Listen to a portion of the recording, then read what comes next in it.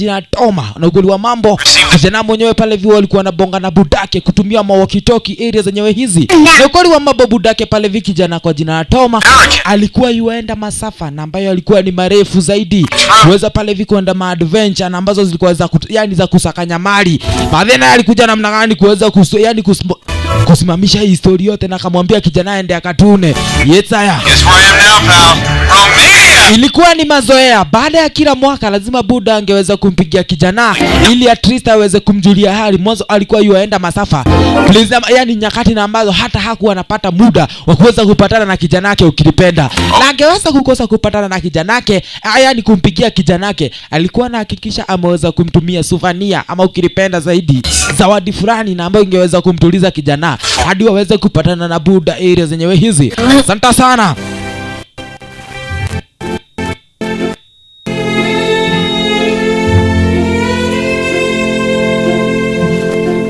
Wazi ulifika ni mwaka wa 1981, wakati pale hivi kijana ashakuwa mrefu hadi anaweza pale hivi kufikia zile switch ya ile walkie-talkie ukilipenda. Aliweza pale hivi kusikia mtambo umeweza kukoroga, sasa ni aweze kuharakisha at least aweze kujua buda yusema namna gani. Kufika hapa aliweza kusikia buda akimwambia namna gani yuaenda kwa adventure na ambayo itaweza kumteka more than 5 months, na yenyewe pale hivi itaweza kusababisha yeye mwenyewe hataweza kupatana na kijana yake. Kijana pale hivi aliweza kujua huo ni uongo na ambao buda ako nao. These are hard to find,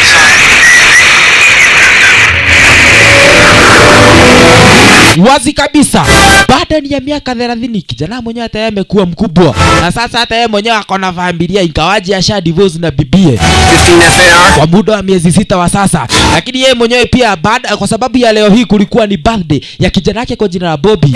Sasa yeye mwenyewe aliweza kumpigia kijana na akaweza kumdanganya kwamba hata yeye mwenyewe utakuja masaa za jioni, na anajua vizuri zaidi hata aweza kuenda.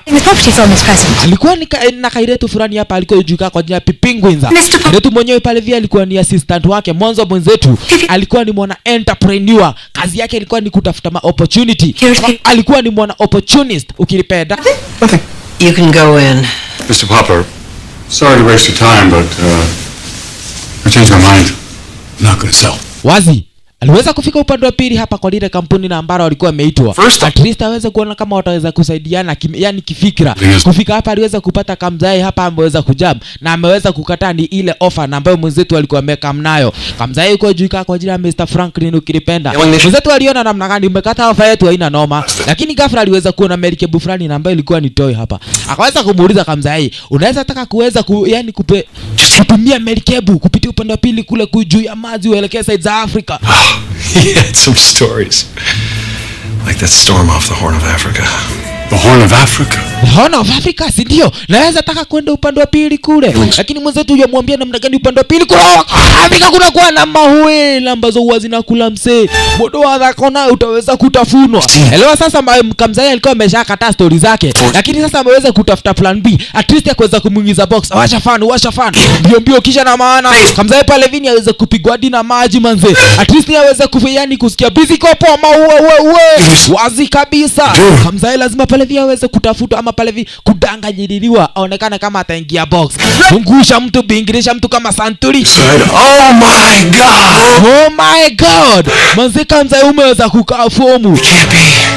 It can't be. Lazima pale vile kuhakikisha utafute venye na ambavyo utaweza kuishi area zenyewe hizi. Like a gentle giant. Unasikia namna gani? Upande wa pili zile maholi zile huwa zinawika vibaya zaidi. Kile tu na Happy Penguins akaona namna gani ni kuweza kuunda kangepa. Kambio hapa hivi kakoza kumzubaisha Mzai. Mzai ni mbio pale vile waweza kuja yani kuchapongepa. The spray of his mighty blow. Yani ukiweka pale vile ongepa upande wa pili kule kwa upara, kijana mwenyewe Mzai mwenyewe utaonekana uko fomu manzi. Mzai aliona manzi hawasi ni kama amekuja kuniundia siku, lakini haina noma. Wenzetu waliona wamemaliza story. Sasa ni wangojee venye Kamzai ataweza kufikiria. Kaanza kuchomoka. Wewe hamfai kuweza kuchomoka. Ni kama pale hivi nimeona uko na kitu na ambako kanaweza tusaidia. Na mara hiyo mwenzetu waliweza kujipata kwa board member ya hawa wasee wakiwa ni wote kiujumla. I'm getting older and weaker till it has that funny smell. Starts driving around all day with the left turn signal on. Franklin, or will it be reborn? Na ukweli wa mambo ameweza kuitwa hapa kwa sababu elewa wanajua mwenyewe ni opportunist na wanajua vizuri zaidi wanaweza wakamtumia waweze kugain mambo hapa. Alikuwa pale hivi na Come on, guys. kibana fulani hapa, Mr. Franklin Poppers yeye pale hivi ndio msomaji wa hii story ikiwa ni yote kijumla. Yakoera ni otiro ndo itagio gwika Mozesi, kila kitu na ambacho ninaweza nikafanya ili zenye hizi ncha kuokolea. We had a feeling this was coming, Bobby. Nilikuwa tunajua tu utakuja na huu puzi Mr. Poppers. Tafuta kazi nyingine, yani story nyingine ya kuweza kufanya. Na sijui kama unaweza yani sijui kama umefikia wa kukalia hicho kitu na ambacho unataka kukalia. Tukabego ikaradhe, usikalia hapo, kuna kitu moja na ambacho tunataka kukupea. Task moja tu. Kama pale hivi unataka kukuwa member wa hii kampuni, lazima uweze kuhakikisha umeweza kufanya kazi moja tu. Manzi hata muweze kuniambia niweze kubadilisha New York iweze kuwa Washington DC, ninaweza nikafanya hiyo story. Lakini aliweza kuambia hapana, kuna hoteli ambayo inajulikana kwa jina Tehran yani Tehran of the Green. Estate yenyewe tunataka uweze kununua na ununue na jina la kampuni. Tehran of the Green. Mfetu aliweza kushangaa. Okay, haina noma. Mimi mwenyewe nitaweza kuhakikisha nimeweza kupata ni ile estate. Unaona kama utaweza kufanya hiyo story? She's gotten 1,000 offers, turned them all down. You've got one shot. You think you can close it? You think you can do this? Ai, msaya hatujaipatana. Mimi hiyo kazi huwa nafanya hata nikiwa nimelala. Kaidha kanani. Mimi mwenyewe ni yule mzee na majioni. Do you make sure the kids are ready? Yeah. Naweza kuelekea upande wa pili manyumbani. Elewa, msimu wa yani wa kusherehekea birthday ya kijana yake kwa jina la Bobby ulikuwa umekaribia. Mzee wetu sasa, elewa nimekufahamisha, alikuwa amedivorce na bibi hapa. Sasa kufika kwa bibi aliweza kupata wife huyu kijana kwa mjamaa kwa jina Niki. Huyu naye pale vile alikuwa ni timu afisi, alikuwa ananyemelea bibi mwenzetu. Kawaje pale vile mwenzetu walikuwa wameachana. Please look away. Hebu angalia kando, wacha kuniangalia hivyo. Waacha basi wenyewe nitaweza kuangalia kando. Aliweza kuingia upande wa pili kwa keja, akaweza kupata Bobby. Kama jitayarisha hapa hivi kanacheza kama Messi. Mimi manze buda naweza kugonga pena nyingine muenda. Manze familia zo. Hey, Papa. Greetings. Say hi to Rick. Yeah, he hugged me 3 times. Felt like an endangered sequoia. Come on, we've only gone out a couple times. He's a keeper. There is nothing wrong with a man who recycles. Right. Aliweza kuingia upande wa pili kwa bibie. Kufika hapa akaweza kuambia namna gani huyo jamaa kwa jina Niki anaonekana ni mzee mzuri, ingawaje pale hivi kazi yake ni kuweza kukatakata maua area zenyewe hizi. Anaonekana anaweza kufanya kazi poa. Yes. Bobby yako wapi sister yako? Cooper Keegan. Sister yako ameweza kuharibika, mwanzo aliweza kuachwa na mara ya kwanza. Kailetu aliweza kufika hapa, Kailetu kwa jina la Jenny. Kufika hapa akaweza kupata fadhi hiyo ni wana. Kaenda pale vini kukaa chini. Wow. He doesn't want to go with you this week. Alisema hataki kwenda na wewe kwako leo. Mwanzo anaona wewe mwenyewe ni fala manga. Wewe na man. Tunaangalia nini pale? Nikituraro halia. 95 pounds of C4 explosives. 95 pounds of C4 explosives. Uhakikishe umevuta waya na ambayo ni mzuri ya kuweza kutagua hiyo bomu. Mwanzo ukivuta baya kanalipuka. Popper. Jitayarishe Popa ama pale viki weza kugumania mbaya. Popa aliweza kufika area zenyewe hizo, kuweza kumpata kabintie, at least aweze kujua nini ambayo inakasumbua. What do you do if you like somebody but they don't like you back? What will you do? Kama unapenda mtu wewe mwenyewe akukatae. Cheney? Hiyo ni ngumu. Lakini kuna mtu ambaye ameweza kukuacha ndio. Sasa fanya tu hivi. Wewe mwenyewe ni kadem na ambaye yuko independent. Na hata Beyonce, yeye mwenyewe anakuwa na madogi wake na ambaye huwa anaishi na anahitaji mwanaume. Ole gona rejo hadi kwenda. Jamaa yani kijana kajua Buda ameweza kuvuta waya mbaya. He cut both wires. Jamaa mwenyewe ameweza kujikosea. It's gonna be fun. Kitu itakuwa fun. Kuja tuende kwangu leo at least tukatembee. Lakini pale vika ile tu alisema hata kuja. Na hiyo story hata siku ya leo hawataweza pale vika kusherehekea na vijana ama pale vina watoto wake. Aliweza kurudi upande pili kwa apartment na ambaye alikuwa anaishi ndani yake. Kufika hapa pale vile alikuwa yufunguliwa mlango na kijana kwa jina Oh, they don't like me right now. What? Bingo mwenyewe aliweza kumwambia mwenzetu namna gani, hata kama watoto wako wamekukataa, mimi mwenyewe nakupenda na naweza kaa na wewe venye wewe mwenyewe unataka. Aliweza kuingia upande wa pili kwa keja yake. Asante sana. Kufika hapa akaweza pale viku kustukia yani mtambo wake wa simu unakoroga. Ikakati weka kakiti vizuri. At least niweze kufikiria chenye ambacho nitaweza kufanya. Aliweza kusikia kuna message na ambayo imeweza kuingia kwa phone yake. Sasa ndiye aweze kuisikiza yenyewe inasema namna gani. It's about your father. So where was he, Reginald? And Selling ice to the Eskimos. That's the order. Mwenye namba aliweza kumpigia alikuwa ni roya wa budake, na ukweli wa mambo kamzae mwenzi, yani kamzae mwenyewe alikuwa anataka kumpea kijana zawadi na ambayo ilikuwa imeachwa na budake kwa jina yake. Yes, la Mr. Popper Kincaid. Na ukweli wa mambo kijana mwenzetu lazima angeweza kupata ile zawadi. Alifika hapa akaanza kusomewa will. The Tahoe yurt and the Uzbek yurt, as well as the rest of my work possessions. To my little Tommy, I've sent you a souvenir. I've sent you a souvenir. Na yeye pale itaweza kukusaidia zaidi. Itaweza kuwa inakubamba kila saa na wakati. Lazima uhakikishe umekana ile souvenir kabisa. Zetu aliona sawa. Buda anaweza kuwa kuna souvenir na ambayo ni ya haja. Asubuhi na mapema siku na ambayo iliweza kufuata. Mama mwenyewe ni Monday. Thank God. At least mtu aende kazi. Historia ya kukaa nyumbani ya ibambi. Wenda kufungua upande wa pili kwa mlango. Aliweza kupata kijisanduku hapa. Kijisanduku chenyewe kilikuwa ni ile souvenir na ambayo Buda alikuwa ameweza kuituma. Sasa mwenzetu ni aweze kuifungua, aone ni nini kilicho ndani. Kufungua, aliweza kupata hapa kuna kapenguin ambako kameweza kufreeze. Akadhani, mwenzetu akadhani ni kamchongo. Kwa hivyo akajua namna gani, wacha niweke haka kamchongo hapa. Kanaonekana katakuwa kingine ka smart sana. Cue daddy. Yes, Buda anaonekana ameweza kufanya kazi ya maana. Ghafla aliweza kusikia, yani kupigiwa kamtambo, lakini yule penguin wako wa mchongo alikuwa uhai. Yeah, I know, I'm late. Penguin mwenye alianza pale vini kuamka jo. Already? Yes, I know how important. Testing. Manze. Oh. Kujifungua upande wa pili mbio hivyo. I don't know. Tell her I was poisoned by a porcupine. Mwenzetu na yake zidi kuongea na mtambo aliweza kushtuka. 4. Penguin nimeacha hapa imeenda wapi? Asi? Ghafla aliweza kusikia kakiwika upande wa pili kule nyuma. Asi, goja. Nataka kuniambia hapa kuna kitu na ambayo iko uhai, goja. Na leo pale hivi kwa hii apartment ya wenzetu hawakuwa wanaruhusiwa kukua na pet. I'll call you back. Wacha nipapane na ile shida na ambayo imejileta hapa. Penguin yenyewe iko uhai. Wacha niweze kuikaribia nijue ni nini ambacho iko ndani yake. He sent me live penguin. Amenitumia live penguin. Buda ni kama alikuwa ananipenda, si mchezo. Penguin naye pale hivi bwana mwenzetu yazidi kupotea manze. Buda unataka namna gani jo? Naweza hata nikachomoka hapa niweze kukuondokea. Lakini mwenzetu aliona hapana, wacha at least niweze kushika kaka penguin. Nijue kanaweza kakanisaidia namna gani. Ukaino upande wa pili kule juu. Akaona pale hivi ka penguin kenyeka kwa uhai. Ni makemu yako huo. Live penguin. Kaliweza kuharibu viatu. Ulikuwa tumembaba, yani tulikuwa tumependana na wewe, lakini sasa itabidi nikupeleke upande wa pili. Nataka ufreeze viatu ulikuwa nikurudisha kwa box uende manyumbani. Netwanyitana. Na tafadhali nimekuacha hapo ufreeze. Sijakuacha hapo guze vitu.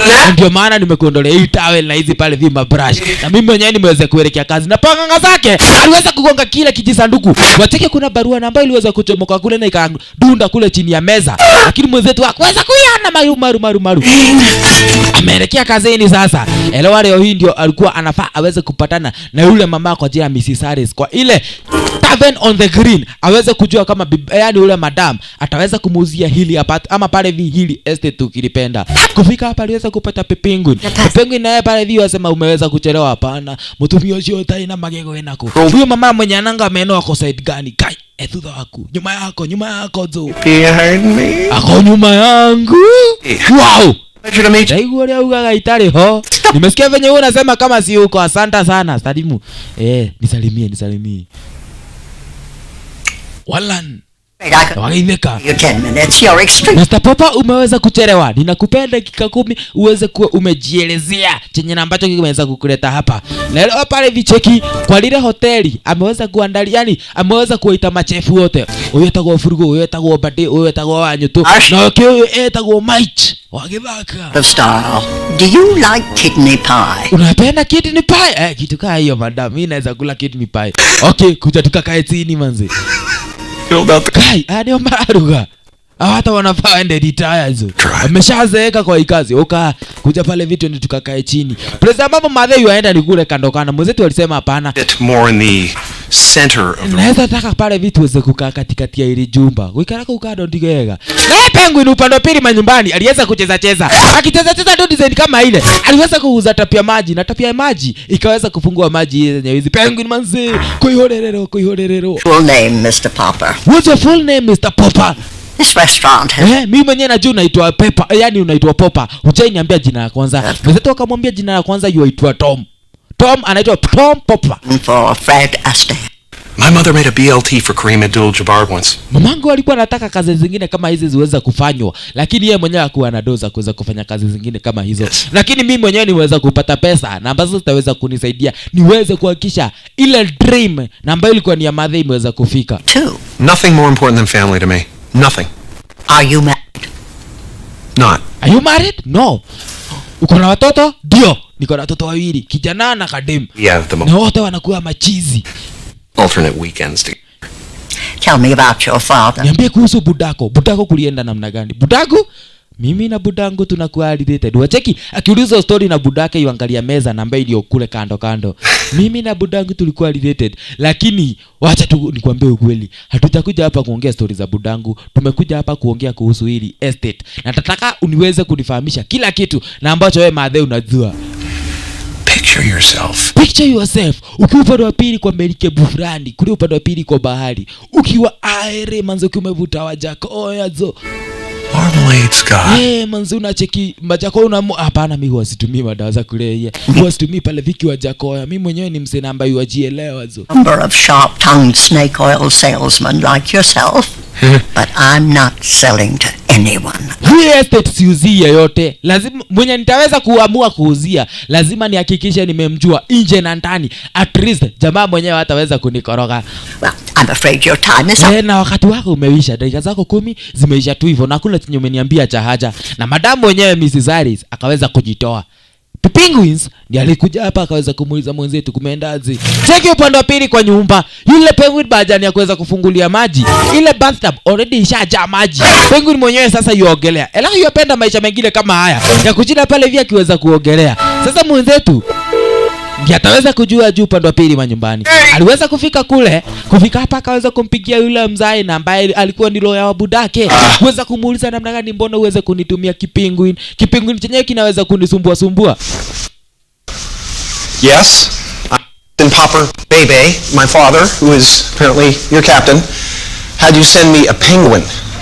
You like penguin? How could you say, yani send me a penguin? Aliweza kusikia penguin wake akiweza kuweka upande wa pili kule juju. Ikabidi sasa ni aweze kuelekea kule. Na akasema kesho aweze kuletewa boxi na ambazo ataweza kumtia huyu penguin apelekwe kwa zoo. Mwanzo yeye mwenyewe hataki kukaa naye. Kufika hapa network ni kama inapotea. Ikabidi ni aweze kurudi kule kando. At least aweze kuongea na ile simu poa. Wacheki. Kwa ile jumba na ambalo alikuwa anafungua, penguin already ashaogelea. Kumaanisha namna gani maji yashajaa kule. Mwanzo naye anasema namna gani kesho muhakikishe mmeniletea sanduku la kuweza kuweka yule penguin na dire dolimo. Na kama mtaweza kuniletea mjue mimi, yani mjue huyu penguin ataweza kudedi. Hello? Tunasikizana ama tusikizani? Kaliweza kukatiwa simu. Manze wase wanibambi. Sasa niweza kufungua bwana pichuka. Aliweza kupopona maji jo. Alikuwa ametoa upande wa pili kwa keja. Wow. Cheki mali aliweza kujishikilia. Kunywa maji. Kisha na maana penguin akaweza kumuka. Ya buda. Acha nione kama utaweza kudunda upande wa pili kule chini. Ndio anarekea. No, usifanye hivyo. Manze usifanye hivyo. Anaweza kudunda chini manze. Wow. Penguin amekuja kumtesa mwenzetu hapa. Sasa mwenzetu aliona hapana, hazitaweza kukaa na huyo penguin hapa. Kupigia wase wa mazuu, wanasema hawataki story zake. Cheki aliweza kuchukua kasi mkake akaweza kukabrenda bio. Karibu wase wanamsumbua. Wase walianza kudunda moja baada ya mwingine. Huyu na yeye kazi yake ni kuweza kuchukua mandege wa kawaida. Aliweza kuona penguin. Penguin? I didn't know it was a penguin. Siku anajua ni penguin. Wacha niangalie kwa list yangu kama ninaweza nikachukua penguin. Kuangalia kwa list yake hakuna penguin. Hapana, usichukue kama penguin, iandike kama douche. Ukipeleka kule itakuwa sasa itajisort. Hapana, mimi sichukuangi mapenguins. Mimi mwenyewe nachukua madouche. Yeah, I only pick up the dead ones. I only pick up the dead ones. Na mimi nimeenda. Kai, uko ndaona thina Jesse.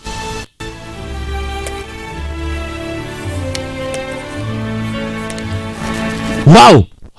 Nyakati za jioni aliamua ni kutafiti kuhusu mapenguins. Penguin naye pale vio amcheki mwenzetu yashinde huyu jamaa analala namna gani. Manzeni nyakati za usiku na jamaa baada aende kwa bed. Analala hapa kwa kiti ngoza. Cheki kumkaribia hii na gitoro tiveru.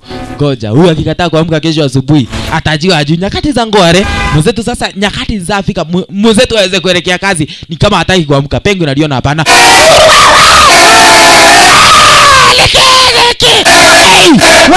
Wewe ni uma toka kwangu. Hey, tutigogiana nawe.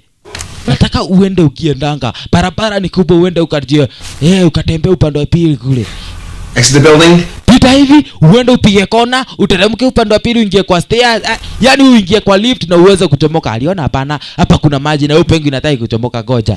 Acha nikuonyeshe vile nitakufanya. Aliweza kuchomoa yale maua namba ya upande wa pili. Kisha yale maji ni aweze kuyamwaga hapa. Hapa kuna msee namba ataweza kupata lift ya sare. Goja uka, hapa kuna lift. Yeni, utinatoke giala. Kocha, na kaweza kuingia upande wa pili kwa keja. Akienda kazi, aliweza kuitwa na caretaker. Caretaker naye akamwambia namna gani nimeweza kupata mnyama wako. What are you talking about? Huyo si wangu, mimi simjui. Oh really? Why would I have a penguin? How can I have a penguin? Hapana, mimi najua ni penguin wako. Akaweza kuwekewa CCTV. Kuna msee na ambaye aliweza kuchua penguin na akaweza kumpesha lift ya sare. Well, that could be anybody. That could be anybody. Oh. Okay, yeah, inaweza kuwa anybody. Acha tuone. Hiyo. Nani huyo? Just give me. Mani ni kimani ukinyita modo. So, hii penguin ni yako. Na unajua vizuri zaidi sheria za hii area hakuruhusiwi mapets kwa hizi apartments. Sijui mbona wewe mwenyewe uko na ki apartment. Yaani uko na ki penguin hapa shika kidhao. Pana. Bado namcheki penguin wacha kunihonga. Oh, I can still see him. I can still see him. Shika dhao mbili. Bado namuona. Ni kama pale hivi ameanza kufade. Fika 5 manzi. How's that? Hizo ni ngiri 5. Unaenda kuona. Wewe ni nani manzi? Wewe ni nani? Manzi hata sikuoni. Wewe ni Mr. Popeye. Hebu ongea tena nisikika sauti yako. Mzee sasa akabidi ni ameweza kumchukua ka penguin wake. Ampeleke kwa keja bio. Wewe kwa keja fungua mlango. Ingia haraka. Nyumba kuingia. Heni. Jose alikuwa pale vini neighbor. Na ni wale maneighbor namba huwa anapenda kunusia pasipo pao. Akaweza kuona mwenzetu hapa ni kama kona kimnyama. Huyo nenya waigeri yako. I can't say I blame you. Nimeona siwezi nikakublame lakini nimeona pussy. I'd find someone to share it with too. Nimeona uko na pet jamaa na umeweza na unajua tumekatazwa kukuwa na mapet kwa hii apartment. Mimi sina paka na sina chochote upande wa pili. Kabla Digital surround. Aliweza kusikia vitu zikiweza kuangusha upande wa pili kwa nyumba. Ngoja, wacha ni deal na hiyo story.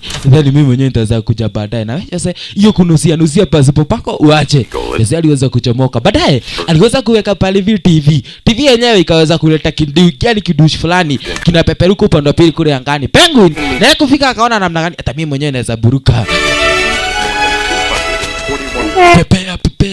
Pepea. Mziki akaona haya, kariki gati. Akabadilisha station. Your commentary in The Economist. Penguin aliweza jamaa manze rudisha huyo ndege manze. Ama niweze kuharibu hiki kizawadi. Mzee alishtuka gai. Sasa sitaweza kufanya story yangu, sitaweza kuona news juu yako. Manze rudisha TV. Ghafla upande wa pili aliweza kusikia mlango umeweza kubishwa. Akaweza kupata lile sanduku na ambalo aliweza kuahidi, yani kuagiza za kumrudisha huyo penguin zimeweza kukam. Sasa mwenzetu ni aweza kulileta. Penguin alimuoka mbio. Mwanzo amejua sasa ni kama redi yake imeweza kufika. Mwenzetu aliweza kufungua sasa kuja. Wewe mwenyewe unaelekea manyumbani. Penguin kuangalia, ni huko ishara. Ngoja utajichora utajua ujui.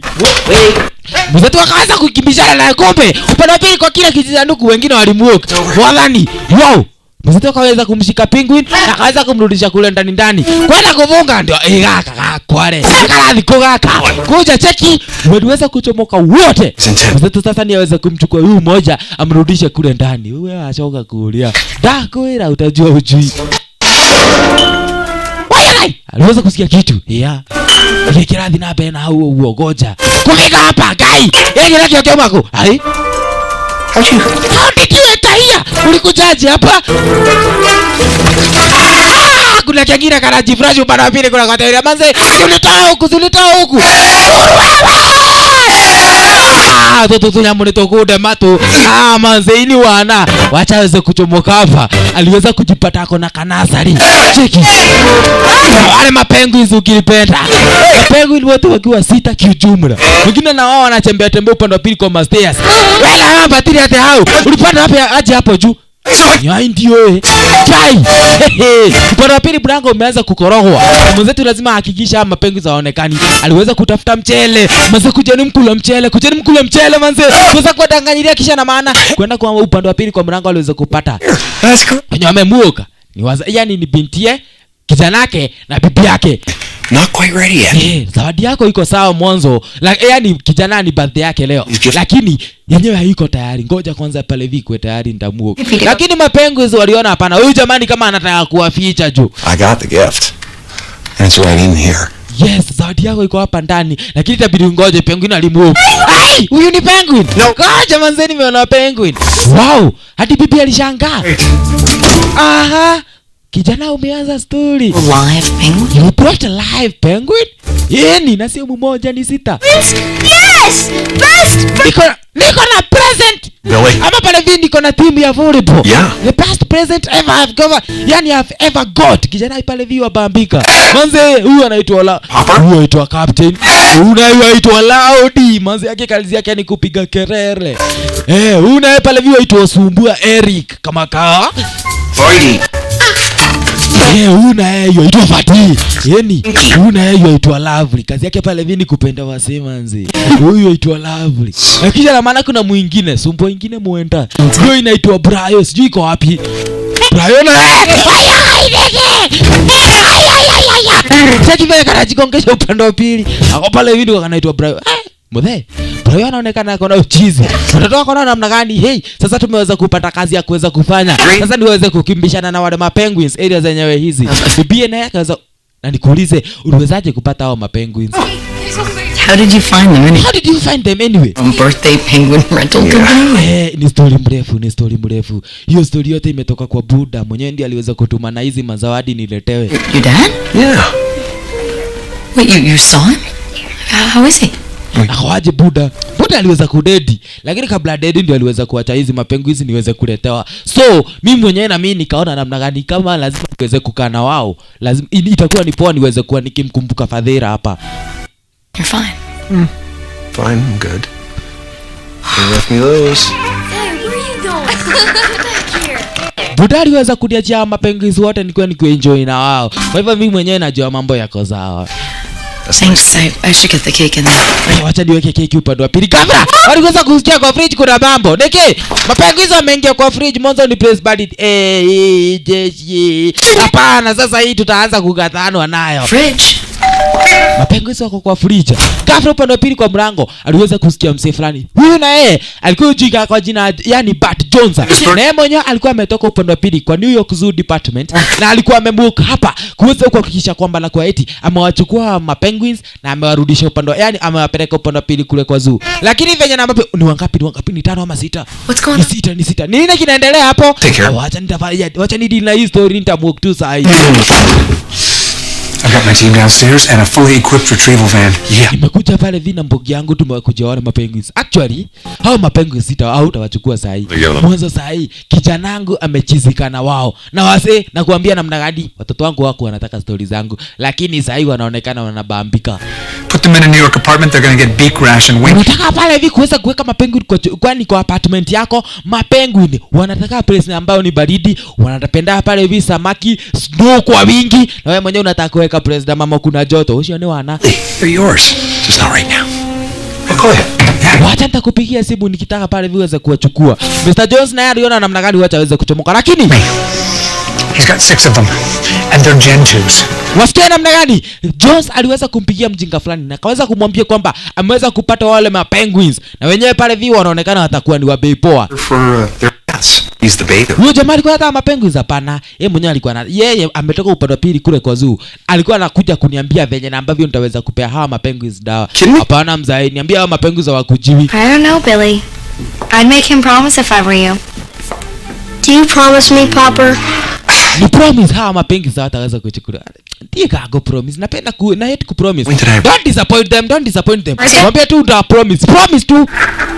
I Okay, I promise. Kijana pale vile aliona buda manzi hapo umeanza kunego. Manzi na kesho nitaweza kumuka. Nitakuwa nikimukila sana wakati ati niende kubambika na wewe. Na wacha vizuri zaidi. Wale mapenguins already washaanza kumpenda mwenzi tu hapa. Asante sana. Mwenzetu naye aliweza kuwapeleka yani kuipeleka familia yake upande wa pili kwa kuchukua taxi. Kisha na maana yeye mwenyewe aweze kurudi upande wa pili. Manzi buda huko fumu. Manzi bali niletea zawadi na ambayo sijaitaka. Yani sijaipata milele dawamu. We, na ndivyo ndio kuina nikiora gwetha. Nasikia kuna Niki na ambaye yenyemelea kwangu. Mwambie nitamnyoa kichwa. Manzi watoto wangu wana mwokesho ndo wakolia. Mimi nitakuuliza wao watoto wako wana mwokesho. Mwenzetu aliweza kurudi upande wa pili. Sasa Jackie, sikiza. Hawezi lala usiku. Ile kelele na ambayo iko hapa nyingine muenda. Wale mapenguzi wanacheza cheza nema. Wasikatai. Mapenguzi wanapenda watoto wangu. Lakini kwa nini yani wanakataa nilale? Cheki mapenguzi. Manzeni jogging. Wewe! Muende mkarare. Now shut up and go to sleep. Shut up and go to sleep. Ama niweze kuwakatakata nyinyi wote niwaue. Na ihenya. Adam nikiuko. Na manze ka 6:30 kakigonga tu hivi. Mwenzetu wako on. Cheki. Sasa aliweza kuambia mapengo ni wakuja walale. Bedi ikageuka ikakuwa yake na mapengo. Cheki. Manze. No gome. Mapengo hizi na waki na brawa nanguka upande wa pili kule nyuma. Aliweza kukujia kachai hapa. Na leo pale via yuko sura wako na wale mapengo. Wamemuongoza mbio. Seriously. Used to live alone. Aliweza pale hivi kufika place ya mama mwenzetu wewe picha mziki. Aliweza kumwagisha yani aliweza kumwagiliwa kahawa. Wewe ndio ana leo. Kisha na maana captain aliweza pale viku kuja kubonyeza remote. Mwanzo alikuwa ameona mwenzetu akibonyeza remote yenyewe inaleta cartoon. Sasa aliweza kumbonyeza remote ikaweza kuleta movie ya DJ Deeds. Mwenzetu akashangaa haya. Mwenzetu pale yani wajinga wenyewe wameanza kwenda kujiangalilia movie upande wa pili. Kumbe ni movie yake Charlie Chaplin. Alikuwa amewashikisha upande wa pili namna gani? Mwenzetu akaona hai hiyo ni plan poa. Kama mapenguzi wanaweza wakatulia hapo kwa tenje ama pale viko kwa TV wakijiangalilia movie the whole day. Mimi mwenyewe nimeonekana nimejua venye nitakuwa nikifanyana na wao. Na akaweza kuelekea upande wa pili kazini akiwa amewaacha wale mapenguzi wakiwatch TV. Hey, Mr. Popper, ninasikia kwamba uliweza kwenda na ukaweza kuhegeshana na yule madam kwa jina Mrs. Alice wakati ulienda kumtembelea. Kuhusu ile yani kuhusu kununua ile hapa ama ile estate yake ukilipenda. Lakini pale vikari yetu waliusema namna gani? Tumeweza kupata chance nyingine ya kuweza kupatana na yule mama. Mwanzo kuna party ambayo inakuja hivi karibuni. Na sisi wenyewe tunahitajika area zenyewe hizo. In character. Somebody like Jimmy Stewart. Tulieni manze, tulieni. Niliwaambia kazi yangu nafanyaga mdogo. Na lazima nitahakikisha hiyo estate tumeweza kuibai na jina ya kampuni. Nimwonyita kuumuti kanyageni kama wewe manze mchele uishe maji. And until we get him, you can keep your name off my marble slab. Yes, niweze kufanya kazi ama tuweze kutafuta mzee mwingine. Moti yethe todo mogo ikaki. Shinda ukiongea tu hapo matope. Ikiadoa marauga. Oza pale vitu tunaweza kudili na wao. Kairetu na elewa mwenzetu alikuwa amemfahamisha kuna mapenguins ambao wako kwake manyumbani. Sasa Kairetu aliweza kuwa ameandika barua fulani na ambayo ataweza kuituma upande wa pili kwa zoo ili waweze kukujia wale mapenguins. Akisema kwamba wale mapenguins yani wanamsumbua mwenzetu Mr. Popper. Mwenzetu aliweza kuitisha ile karatasi. Uncanny tracking ability. Hapana, Popper yani mapenguins wenyewe wanisumbua sahi. Walikuwa wananisumbua lakini sahi inaonekana wanapendana na watoto wangu. Wewe ulimo wako gate ni rato mabarua eno, hiyo ni upuzi. Cold enough for you? Glad you're comfortable. Out! Hey! Alikataa pale vi kuweza kutuma ni ile barua. Upande wa pili jioni aliweza kukuja na masamaki hizo. Ni kuweza kuwatuliza watu ama pale vi kuwatuliza wale mapenguzi. Watoto waliweza dunda inadi. Kufika hapa waweza pale vi kupata. It's not bad if you keep moving. Buda pale vi wacheza na wale mapenguzi. Ule msimu wa winter ushafika already. Otherwise I get wig mage. Dad, are you okay? Dad uko fomu? Niko poa, mimi niko poa zo. Mimi mwenyewe nacheza na hao mapengu. Na leo anawaheta hao mapengu. Jo ile kelele namba wanakuanga nayo. Yeah, maybe they are a little cooped up in here. Waliona hataweza kukalia yani kutulia upande wa pili kule kijani. Waweza kuelekea upande wa pili uwanjo. Treat waweze kuona kama wataweza kutulia area zenyewe hizo. Mapengo nao wanaambia namna gani waseni mweze kujichomoazo ama mweze kukuliwa na mawili. Kaleti na yeye hapa anaonekana akona mastress zake. Mapengo waliweza kushtukia dushi. Dushi yeye mwenyewe akaweza kuburuka manzena yako na mabawa. Kapteni yako na namna gani manzeta mimi siku moja nitaweza buruka. Hata mimi nitaweza buruka tu zikai. Flight envy? Unaona kama utaweza kuburuka? Hiyo ni wana. Wewe mwenyewe uko na fins, hauna mabawa. Hiyo ni upuzi na ambao uko nao huwezi ukaburuka. Fish than fowl. Tawirore. Manze buda huwezi niambia tu hivyo. Buda kama tucheze, mbona unataka kujikaisha hapo chini? Oya acha pale vini kama tucheze. Kwa Jenny kuja hata tuweze kucheza mapengi na wako namna gani, hata sisi tunaweza cheza boli. Kaletu aliweza kukataa kwenda kwa ile game. Sasa cheki upande wa pili lika game kama ni una Man City. Cheki kina Haggard manze mbio tu. Chenga na kabila manze twende tukiendaga tu. Could be a yellow card. Kama washikisha upande wa pili kule. Kijana maana kijanani ya goal. Hapa Levin ndiye defender upande wa pili aliweza kuongoa ka ball. Wow. Kanaweza kumkujia assist upande wa pili. Buda alianza kumchochoka ile tu manzi ati kwa sababu ni academy sizicheza game na wanaume zo wataweza kunyangamiza. Hiyo ni wanana ambao uko nao. Chukua ball na kuja kucheza. Ndio tukaona haina noma. Acha mimi mwenyewe ningeuanzo. Yekuageti kana ni wana.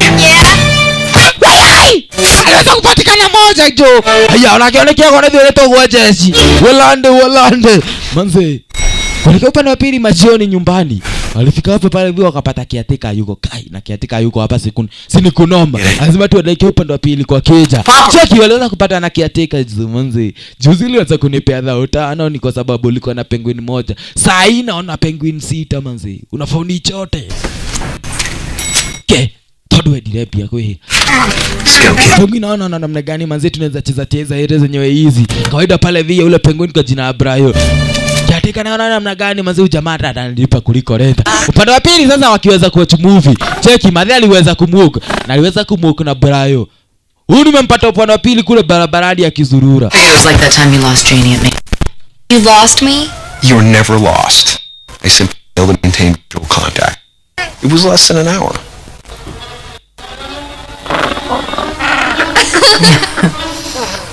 You're liking it. Night? Really? Yeah. Cool. And Rick and I are celebrating. You got the grant. Yes. Wow. I'm really happy for you. Thank you. You know, I was planning on having him stay at Mom. Rat. Mama mwenyewe na yeye aliweza kukuja hapa na kaweza kumwambia mwenzetu kwamba you are vacation ama pale hivi you are kazi. Upande wa pili side ni Africa, Ghana kwa siku na ambazo hataweza kuzihesabu. Inaonekana ni kama wiki 2-3 hivi. Watoto wakaweza kuuliza kama wataweza kukaa na budake. Wakasema ni poa. Sasa mamani aweze kuaga watoi. At least ni aweze kuelekea manyumbani. Mwanzo kesho. Yes ni aweze kwenda kujitayarisha. Mwanzo kuna kesho yuelekea upande wa pili side ni Ghana. You too, laddie. Captain hata wewe manze goodbye manze tutaweza patana hivi karibuni. Lakini na maana madhini aweze kuchomoka. Watoi ndio waliyeshindwa hapa wakiangalia Buddha. You like Mom? You like Mom? I do not. Mimi simpendi mamako kwa sababu hata mimi mwenyewe sijui kama yeye mwenyewe yanipenda. Niaje stories yako? Huwa anaongea story kunusu? You're acting weird. You're acting weird. Mbona nita ushiti akiwa Jakoya? Mbona unakaa kama venye yani mwenye amechapa kiwa Jakoya? Upande wa pili, nyakati za jioni mwenzetu Diana Bati. Kwa bed yake wase wameshajiandaa. Kai. Haleluya hadi koma na imani madhina moru muno. Siku ambayo aliweza kufuata ilibidi mwanzo leo kuna party ambayo inaendelea upande wa pili yake Mrs. Harris. Sasa mwenzetu aliweza kuagiza mboch wa kuweza kukuja kuangalia hawa mapenguins. Aliweza kutumwa Waledia mwenyewe ndio aliweza kumuka na wikaweka. Hapa lazima uweze kusumbuana nao. Kumbu mwanzo kuna wasena ambao wako huko ndani. Sitakwambia ni kina nani. Lazima uhakikishe mwache kipoa. Noma. Ndaweza kuangalia. Unakuja saa ngapi? Nitakuja mwendo wa saa 4 kamili. Wow, wacha Waledia aona wale wapekai. Hao ndio naangalia. Atuajira roka nashikana. So you'll be home by 10? You'll be home by 10? Kitu hiyo siwezi nikachelewa. Just keep the chapel movies going. Waache tu waweze kuwatch movie hapo. Wakiweza kuwatch movie hatakuwa na noma. Mwenzetu akaweza kuchomoka upande wa pili kule outside. At least sasa ni aweze kutafuta dingala kuelekea kwa ile party na ambayo ni yake Mrs. Harris. Wala pale via kuna mataxi na ambazo zilimo. Ikabidi sasa ni aweze kuchapa kalesa. Kufika hapa akaweza kupata kuna kipenguin kimoja kimchongo. Manzi akaanza pale viku miss mapenguin wake. Mara hiyo akaweza kumpigia ama pale viku piga simu upande wa pili kule manyumbani. At least aweze kujua male mapenguin wako namna gani. Mapenguin wako manze wamezubaishwa na movie zo. At least pale vio wamebambika mambo mbaya. Wale asiwe na habari waliweza kukalia TV yenyewe kaweza kubadilisha station na yenye ilileta whale. Wale waliweza kupata mdomo. Akaona pale vio atakuliwa wale ndia. Kai.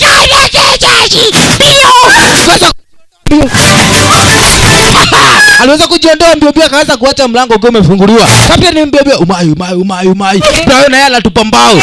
Anatiga orea. Shrieking, cackling. Wow, Jose aliweza kumwoku upande wa pili kwa kiateka. Akuja kumwambia kiateka namna gani manze Mr. Popako na kelele ambayo inaendelea kwake. Nasikia ni kama kuna wasena ambao ni wengi zaidi. Kiateka aliweza kustukia mapengo ndio ni maadhi. Hao mapengo wameweza chomoka tu design ka hiyo. I feel like I can hear them now. Sorry, Ken. Sorry. Mr. Popper, yeye mwenyewe ni tenant mzuri na huwa ananilipa pesa ambazo zinanitosha. Captain, yeye mwenyewe pale vini anaongoza mbogi. Yaweze kufuata mwenzetu place na mama ameenda kufika hapa. Adio toneni hivi buda. Toneni hivi jeshi. Bio. Mwenzetu alikuwa anakuja kwa ile party yake Mrs. Harris. Mwenyewe alikuwa ameita hii party ili aweze kujua kama ataweza kupata mzee na ambaye ataweza kununua ni ile estate. Mwenzetu alikuwa ameweza kuitisha kaile tu Penguin mzinga fulani hapa na ambao ulikuwa ni wa 1912. Sasa mzinga yani mwenzetu ni aweze kwenda kumzubaisha madhi na ile yani na ule mvinyo. Penguin naoni kupita mbio lakini pale Vibrayo kufika hapa aliweza kuona manzi. Hunika saja wetu. Manze buda boss hiza sana aliweza fanywa mchongo. Na akaweza kujangusha. Ukira tobia kule toradhio fonda. Yuko na ujinga hivyo. Watu wameandamana. Wameelekea upande wa pili kumfuata mwenzetu. Mwenzetu inaonekana ameweza kujificha. Aliweza kumpata Mrs. Harris hapa. What a pleasant surprise. What a surprise. Mbona uko nini unafanya hapa Mrs. Harris? Unaenda yako ulikiweka todo. Please. Goja. Sisi tuko na yetu yenyewe ni ya 1912. Mwenzetu sasa niweza kufungua kifuniko. Kufungua kifuniko wewe. Hey, usingie kwa mdomo ya wanyoto. Nikiwa githaka. Penguin pale via kwa standby. 1912 hata sikuwa nimezaliwa niweke yako. Kaje kilile. Lakini kabla niweza kumwekea madhe aliweza kuitwa. Mwenzetu akaona hapana hata mimi mwenyewe naweza nikaka kunywa. President mama walikuwa wamesimama na Amegui naye ametulia hapa alishinda. Huyu jamaa ni mbana Mwenzetu naye akaanza kunywa akaona pale vile Amegui yomwangalia. Amegui na keke una na kunywa hapa na mwagia kwa mdomo. Usione wanawe na guo. Kai. Mama mwenyewe nimeweza chomoka. Amegui ndiye aliwachopa hivi akiwa ameshangaa. Mapengo nao captain akiwa ameongoza mbogi. Unaona namna gani hapa ni twende tukiendaga wase. Lazima pale vitu weze kuhakikisha tumempata huyo msee. Atuambie kwa nini aliweza kupotea.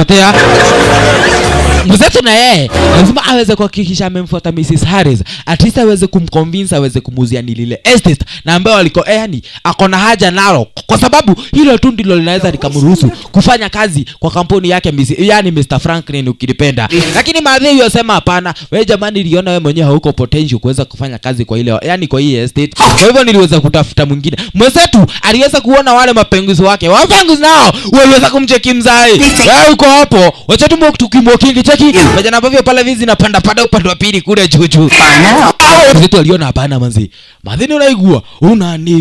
Kuna tu. Upande wa pili kule chini venye ndani venye inabamba. Tuteremke upande wa pili tukadanzi. Ine matoi toka ine kuna. At least pale vika taweza kutubamba. Upande wa pili kwa elevator bio. Mwanzo pale vi mwenzetu yani yeye amharakisha madhi. Ndio maana hawa mapengo zasikuwa amemfikia. Mapengo nao amemwalk bio. Manze mbona unatufungilia upande wa pili kule nje. Lakini sisi wenyewe tunajielewa. Wakizuni kuzurura aliweza kupata na furuko na yeye alikuwa bebe maji ikamwagika upande wa pili. Captain akakumbuka namna gani tunaweza tukapiga simu tondeni wase. Itaenda tukiendaga jo. Hapo pale vile kuchafua road. Cheki president mama wanapita kuna wase ambao ni wengi zaidi. Sasa pale vile wase wanajana. Ndio hichi chaji. Upande wa pili nao wase. Yaani mwenzetu yafuatana na wale mapenguins. Wase wengine wanafuata ole riko. Kamzae pale vina yake yotembea. Wapi tukadhiatu. Rudi kwa pili juu. Mtazamo nani kuweza kumzupaisha Mrs. Harris. At least asiweze kuona wale mapenguins. Neke. Kapeni na amemkumia kamzae kai. Yeto ishi. Wewe. Wadisa kupata mogeki. Ruka wewe. Upande pili kule underground. Kile tupipingwe ndiye alianza kushangaa. Cheki. Waliweza kuharibu kila kitu. Mrs. Harris aliweza kustuka. Wewe leta uruaro. Manze leta kiatu buda boss. Leta yali kiatu madhera. Yes. Nani umezera kuleta hapa penguin? Nimetumia ole. Nilisema aje hapa hakufai kuleta mapenguin. Captain aliweza kumcheki mwenzetu. Yule ndo ule. Mwenzetu naye akaona namna gani hapa nikuweza kujitoa. Mapenguin nayo wakaweza kumfuata unyo. Mr. Poppers ndiye alikuwa ameleta wale mapenguin. Na no gugaga. Sasa akielekea manyumbani amebonda. Like you, I don't need you, I don't want you in my life. I don't like you, I don't want you, and I don't need you in my life. Ni nini mlikuja kwa maisha yangu? Cheki wote wameinama. Kimeumana manze. Lakini Mr. Jones bado yamfuatilia mwenzetu hapa kwa sababu yataka wale mapenguins. Anajua vizuri wale mapenguins wana cost pesa ambazo ni mingi zaidi. Na akijua yani anajua akiweza kuwapata, yeye mwenyewe atakuwa ni mzee na ambaye atakuwa na pesa moba. Akwambia wale mapenguins waliweza kuharibu mambo zo. Sasa ni aimwa pale vini kuweza kuchora mishoni. Anahitaji ama pale vi yuaunda blueprint ya lile estate baada ya kuweza baada ya kuweza kulinunua ataunda nini? Fine. Kile tunaye upande wa pili hapa kanaonekana kamejam. Said I'm fine. Hey, I know I blew it before, but Nini kaile tuna umenijambia? Actually madhe yako hapa. Wacha tuende kwa madhe. Mwenzetu aliona hapana. Kile tu anaonekana kuna chenye ambacho kinamsumbua. Sasa ni aweze kumfuata hadi upande wa pili kule kwa elevator. Ajue kile tu nini ambacho kinamsumbua. Go out with Brandon Yee. Manze, imagine pale video ndio ameweza kumwambia Brandy waweze kuelekea naye upande wa pili kwa Denzi na ambaye alikuwa ameweza kunialika. Hiyo ni kunibebaje buda boss? So great, right? Cooper's gonna ask me to snowball dance.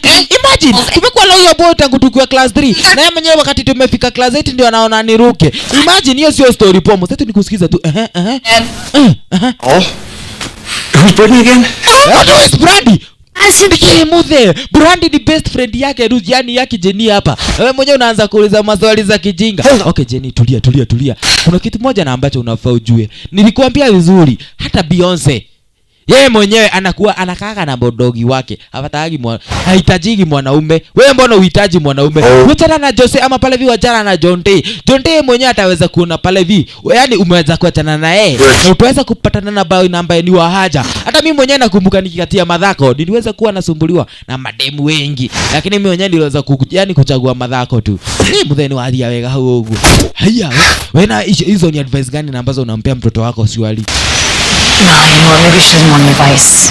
Maybe she just wants you to be her dad and listen. But what if my advice is amazing? Hiyo advice yangu inaonekana ataweza kuihinda nayo vizuri. Itaweza kumpeleka vizuri zaidi. Just aliweza kufika upande wa pili kezani. Sasa pale vini aweze kuja kuyatema upande wa pili toilet. Lakini pale 30 seconds Ipela, even 5 minutes. Siwezi hata nikapata sekunde 5 za kuweza kuwa na privacy. Lakini captain pale via hapa yuavimba na mwenzetu. Okay, nataka kusikiza niambie. Jiroli anaenda ajigue. Hata mimi nataka nikioleta. Hata mimi nataka manze mwenzetu aliona hapana. This is not fair. Not fair. Mbona mnanisumbua? Asema habari pengu nataka kumwambia nataka kwenda toilet. Here. Unataka ulikuwa unasema hivyo? Ndio hiyo. Twende tukiendaga zo. Is that what you were trying to... Kwa tatu hivyo? Ndio. Mbona wewe kwa mimi pia. Wote pale hivi sasa mwenzetu ameweza kukaa. Yaya ni kama ameanza kuunderstand mapengo hii. Ni twende. That is some good. Laudia cha pale hivi kunisumbua akili.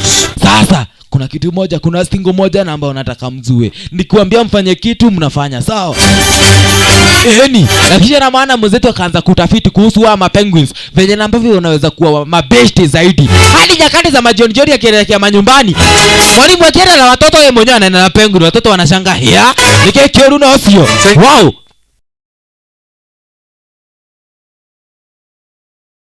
Polarized caps. Right, wacheki namna gani hadi jamaa akiwa majumbani. Nyakati zikifika ni za kuweza kuomba. Anaombea chakula chakiwa cha wote wakiwa wote 7. Mwanzo wako na mapenguin 6, na pale vindi wa 7 cheki. Wengine pale viwa wanasumbua na nyakati za majioni akielekea kijani kama kawa cheki akiwa na mapenguin zake. Hata mimi mwenyewe naweza kuwa penguin wazee. Acha twende tukiendaga. Jioni ya leo watoto waliweza kufika upande wa pili manyumbani. Mzae alikuwa na stingo fulani na ambayo alikuwa anataka kuonyesha hapa. Asante sana. Atingo yenyewe cheki. Lunge. Step ball change. Word. Kawaida, Brayo lazima aweze kujangusha chini zo. But he didn't show up for rehearsals. Not mentioning names. Sendi kama wako na upuzi jo. Mbona leo ana mbona wadhiko tole. Aliweza kuona Kairetu ni kama kuna jambo ambalo linamsumbua. Ikabidi sasa niweze kumkaribia Kairetu ajue ni nini ambacho kinaendelea. Lakini leo hii Kairetu hajakuja na mambo mbaya, amekuja na mambo mzuri. Mwanzo buda na kuambia namna gani. Johnny aliweza kunitia date jana. Akaniambia ile dance namba inakuja hivi karibuni tutaweza kwenda na yeye.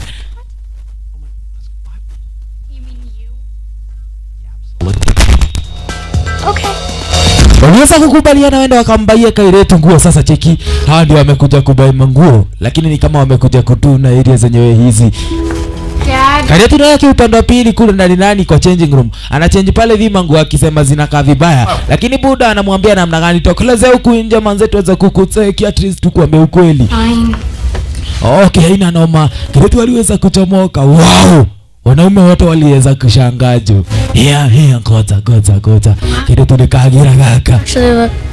Beautiful. You look beautiful. Hadi brother alimnoki.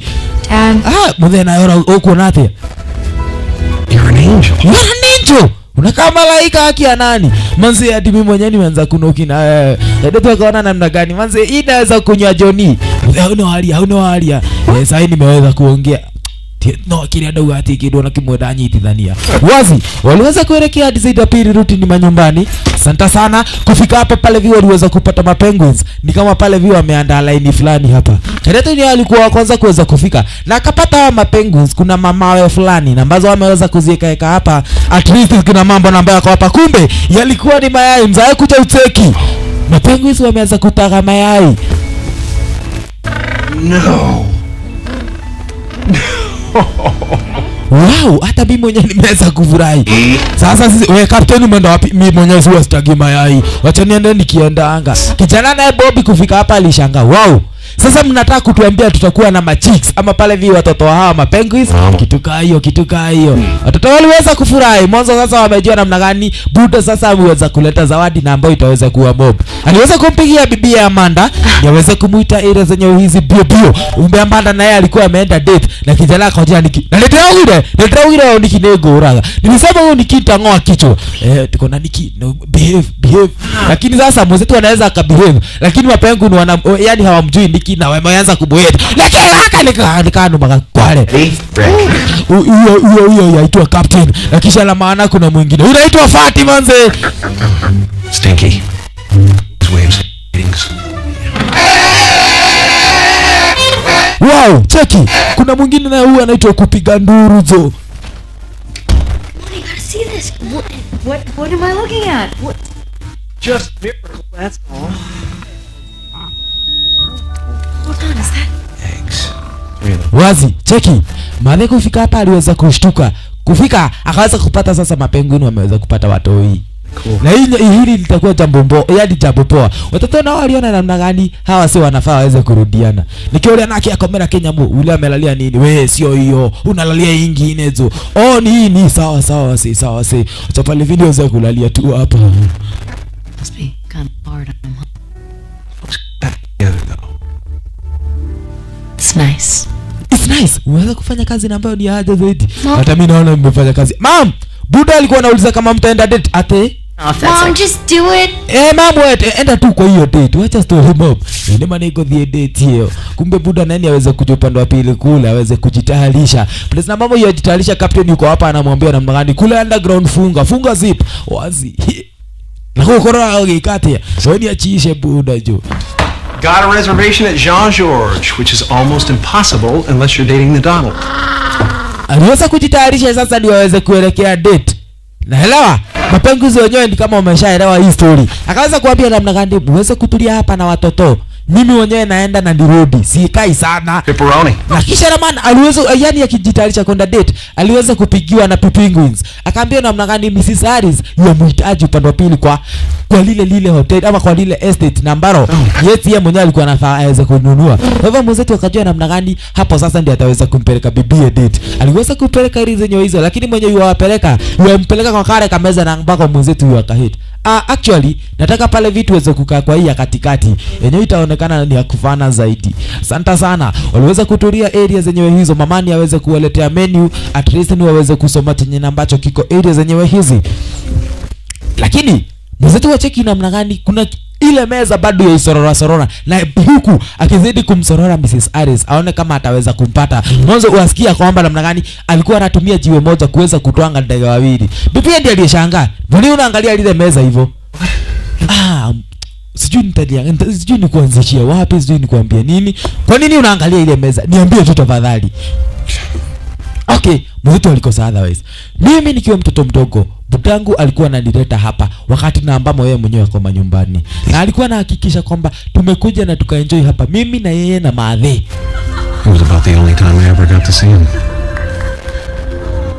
Na tangu ile wakati na ambapo Buda aliweza kutoweka ama pale hivi aliweza kukosa kurudi manyumbani, mimi mwenyewe sijai taka kwenda kwa lile meza. Mwanzo unaona litakuwa likinikumbusha mambo mabaya. Kai, unataka kuniambia tumeona kwa muda wa miaka 15 na hata hujawahi niguzia stories zingine kama hizi? Man, Mr. Popper. Ni kweli wewe ni Mr. Popper haki ya nani?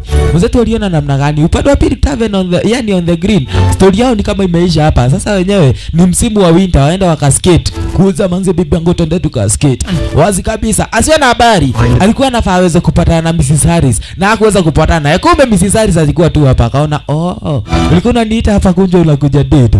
Cheki upande wa pili kule kwa skating. Wenzetu sasa wameshikamana hapa area zenyewe hizi na venye wameshikamana bado wanazidi kuongea mambo yao mawili matatu at least. Waone kama wataweza kurudia na area zenyewe hizi. Cheki. I brought a girl here once, long time ago.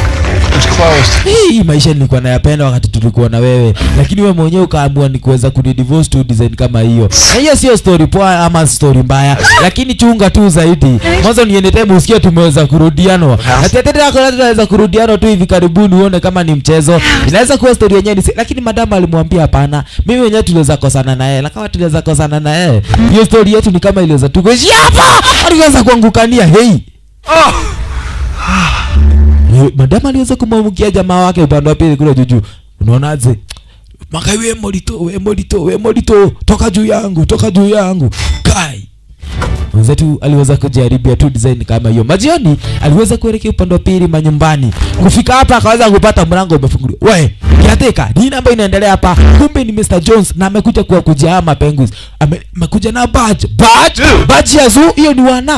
We, nini unafanya kwangu? These birds have eggs, Mr. Popper. Yani unataka kuniambia hawa mandege wako na hadi mayai na wewe mwenyewe hata fikiria kuwapatiana kama ndo wana hatia? Really? Unajua hii ni maisha hii ni story mbaya zaidi. Nikiweza pale hivi kustaki kwa wanazu, wewe mwenyewe utachukua. Yani hautakuwa na bahati. Cheki, atunawekea TV wajiangalilie movie. Hiyo ni ufara gani na ambao ulionao jamaa? Just shows what you know. That's a cheese drawer. Hiyo ni story ambayo uko na kama wanahitaji ice kuna fridge, wataweza kujiweka upande wa pili kwa fridge. Na nishake smoky. Na nimekwambia hizi mimi nawapeaga smoky ni ufala. Hii ni wewe mwenyewe umeweza kuleta hapa tu ndio uweze kusikiza wasee vibaya ndio waweza kukubali uchukue penguins. Kupatie ma penguins. Ni wewe kwa leo kawaida. Yeah, but mimi mwenyewe napea hawa mapenguins chenye ambacho wanahitaji. Uko na uhakika unawapea chenye ambacho wanahitaji? What they need. I am giving them exactly. Yes, I'm giving them exactly what they need. Giving them love. Love. Ate unapea ndege mapenzi. Ushaondoa Children. That is nonsense. They're animals. Hawa ni wanyama. Na wenyewe wanahitaji mapenzi, wanahitaji chakula, wanahitaji yani eyes na wanahitaji mambo zingine. Na hata wanahitaji kukuliwa na hwera. Wewe acha kusema hivyo tu. Wacha tuone nani na ambaye atapendwa. Mwenye ambaye ako na samaki ama wewe mwenye ako na mapenzi. Wote waliweza kumwendea Mr. Jones mwanzo hadi captain.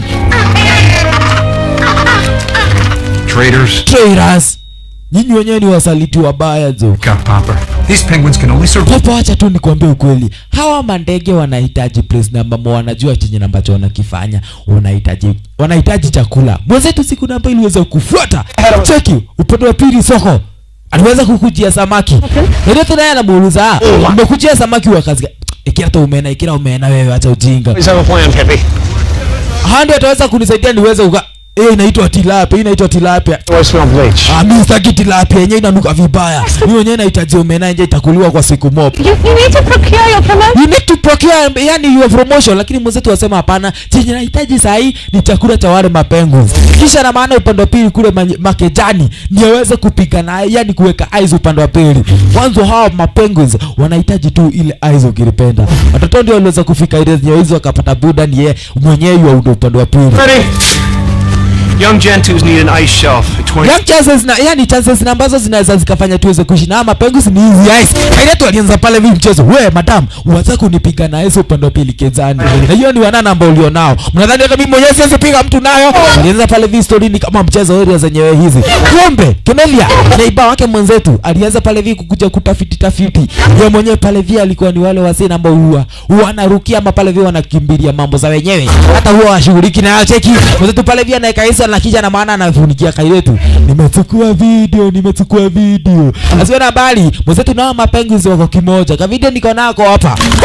Aliweza kukanyaga yani kukanyaga upande wa pili kisha kasimu kakunywa maji.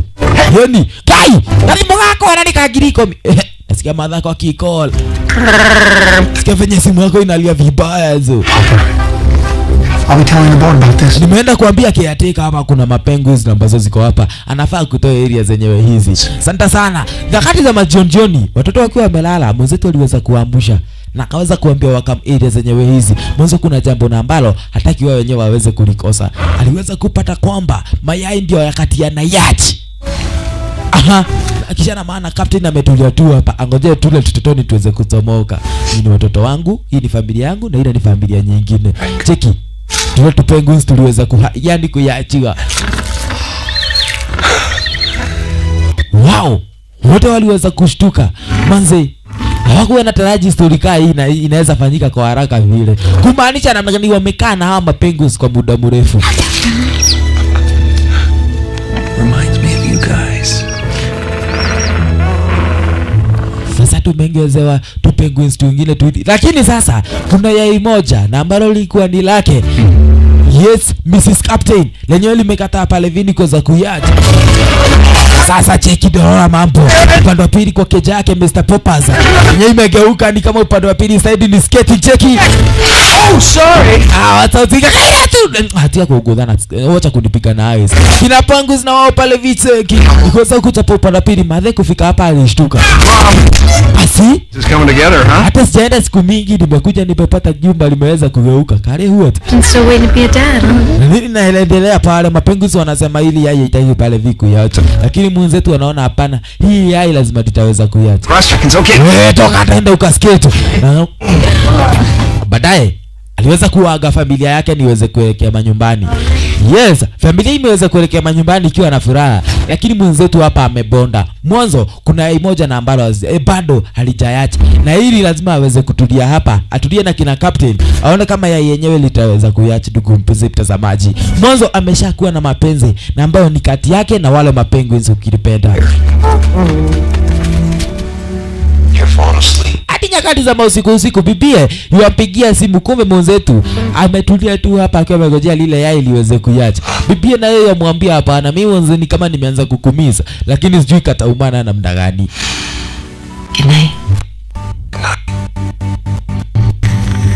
Cheki hadi aliweza kuwa analala pale kwa lile yai atriza niweze pale vikuona yani aweze kuona kama litaweza kuyacha. Asubuhi na mapema aliweza kusikia mlango wake ukibishwa. Kufungua akapata ni kina Franklin.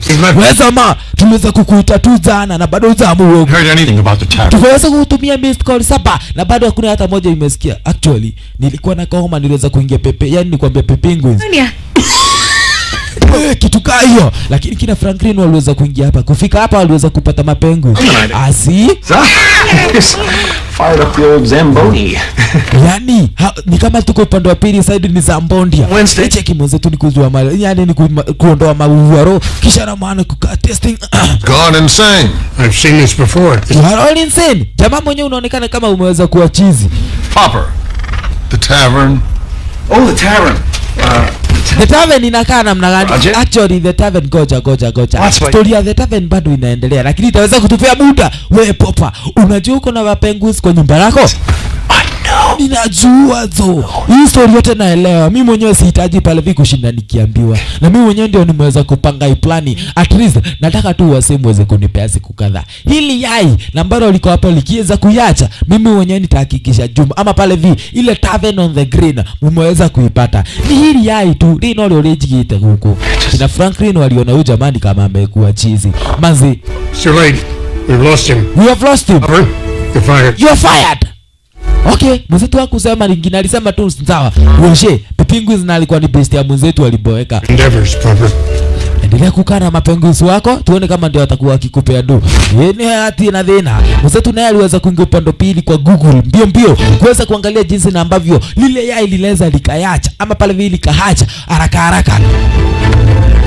Aliweza kusema mambo mawili matatu. Hauja pale vikuweka lile yai upande wa pili kule nje. President mama wanaona kama litaweza kuyacha. At least atulie area zenye hizi. Likiweza kufaulu kuyacha itakuwa ni story nyingine ndugu mpenzi mtazamaji. Aliweza kutulia area zenye hizo hadi nyakati za majioni. Jioni jamaa yalala hapa. Akiwa amegojea lile yai liweze kuhacha. Cheki.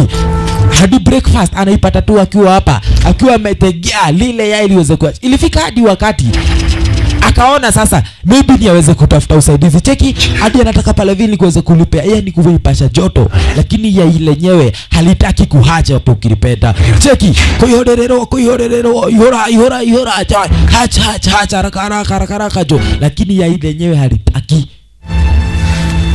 Mwenzetu aliboeka. Ai manzi, hii ni story gani na ambayo mimi mwenyewe naifanya man? Aliweza hadi kumuita, yani nilikwambia aliweza kuona ni vizuri aweze kutafuta usaidizi. Aliweza kumuita Poppers ama pale vile aliweza kumuita Johnny. Ye mwenyewe alikuwa na uwezo ama pale vile alikuwa ni expert kwa mambo ya wanyama. Kufika hapa ili yai aliweze likahacha. Mwenzetu alibonda zo. Na nimepoteza job jua ili yai peke yake. Ne wana. Johnny aliweza kupata chance poa sana ya kuweza kumwambia mwenzetu aweze kumpatia wale mapenguins. I tried to warn you, Mr. I tried to warn you, Mr. Popper. Sasa ni wakati mzuri niweze kuwachukua mapenguins. Niende na wao hadi upande wa pili kule kwa zoo. Press na mama nitaweza kuangalia vizuri zaidi brother. Unacheki namna gani? Unaonaje hapo? Haina noma. Wewe chukua tu uende na wao. Zoni alienzo Ivanze. Manzi sasa hizi ni pesa na ambazo nitaanza kuzihesabu jo. Hao mapenguins yeye mwenyewe alikuwa na nia ya kuweza kuwauza jo. Mwenzetu alianza pale vini kufunga milango hapa kwa sababu sasa hawa mapenguins wameweza kumchosha jo. Ameweza kusacrifice kila kitu kuwahusu, lakini wao wenyewe wameweza kumwaste. Siku namba iliweza kufuata upande wa pili kina Franklin walikuwa wameweza kumtafuta Kenodia. Kenodia naye yasema namna gani mchongo namba unakuwa upande wa pili hapa unaweza kuwa na pate na mchongo wa Liberty. Kafra uliweza kusikia Mr. Poppers. Wasemla niangalia namna gani nini kama umeweza kuona zombie. Mimi mwenyewe manze nasema ngani najua tena huwa anafanya.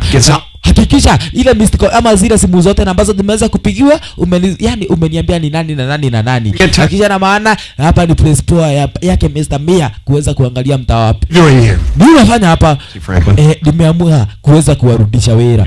Umeamua kuturudisha wera na sisi wenyewe ndio tuliweza kukufuta job. Let me bring you up to speed. I've been playing hardball with Van Gundy. Told her $100 million. Suggested to make her life. Ni mwote kuikara weka huko. Pipi, Penguins aliweza kufika hapa akaweza kupata pale vile mwenzetu ashafika inadi. Excuse us. Mnaweza mkatu excuse. Mwenzetu kabirini ameweza kuchoma guy. Papa amerudi. Mzee wera ni washokerelia Jesse. Pala pili majioni.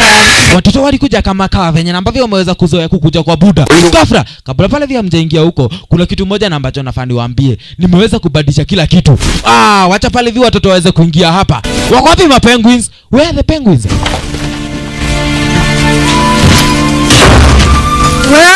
Where are they? Wateni niwaambie wako poa lakini wako kwa zoo. Place for them. They're probably in an icy pool right now. All the fish they can eat. Full-time penguin. Place na kama hataweza kukosa chakula, hawataweza kukosa kila kitu. Unaweza kuwatuma kwa cage? Mbona ni madoli akili we? They don't feel things the way we do. Tom, I don't think... Tom, kula amadhe hata usishinde ukimwambia. Huyu jamaa, huyu baba. Mudhe ni kwa kaka wake. Aliguza, alivuta kiwaja kwa yake kikamharibikia. Going to the stupid snowball dance. Imagine baba, kuna kitu moja na ambacho unafaa ujue. Nimeweza kukataliwa na John T. Alikuwa ameniita niende na yeye dance, lakini sasa ameniruka juu. Mwanzo kuna dem fulani na ambaye yuko kwa jina Becky na ambaye ameonekana ni mrembo kuniliko. Na todo inawana wacha tuende kwa room yetu. How about feel something? Ile yake iwe sawa. I feel great. Mimi nafurahi sana hao mapenguins wameniondokea. Tunanikia kuira andike tuliachana na wewe juu hiyo ujinga. Unakuwa na ujinga mingi na ambayo hata haina bia, haina barabara, dei na fara. So wake up. Amanda amuka, nilikuwa uliniona nikiwa nimelalia yani nimelalia lile yai liweze kuhatch. Mimi mwenyewe nilikuwa nimelala, sasa nimeamuka. Unayokira. And by the way, nimeenda. Na ukweli wa mambo, Nikki ameweza kuexpand ama pale hivi ameweza yani kufanya ile vacation yetu ambayo tulikuwa tunaenda upande wa pili Ghana ikuwa ya miezi 6. Haiko ilikuwa ya wiki 3, sasa ameongezea ikakuwa ya wiki 6. Uko sawa? Ndio sawa. Na pale hivi yani Kairetu akaweza kuchomoka. Mwenzetu alibaki hapa hivi akiwa amejam sana. Baadaye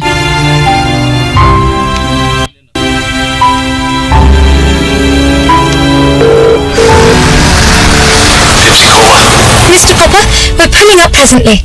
Okay.